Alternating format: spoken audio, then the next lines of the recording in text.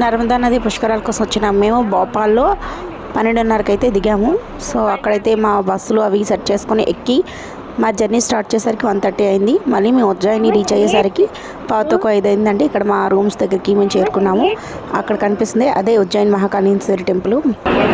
Reach 5:30కి reach అయిపోయాము. ఇప్పుడైతే ready అయ్యి టూర్ బయటకు వెళ్తున్నాం.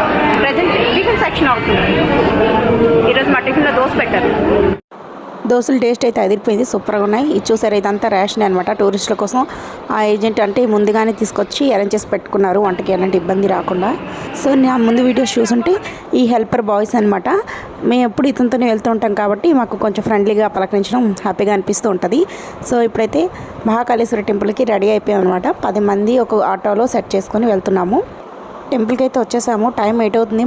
ఎండలు చూడండి ఎంతలా మండిపోతున్నాయో. సో రిమైనింగ్ అంతా నేను నెక్స్ట్ వీడియోలో పోస్ట్ చేస్తాను. So please subscribe.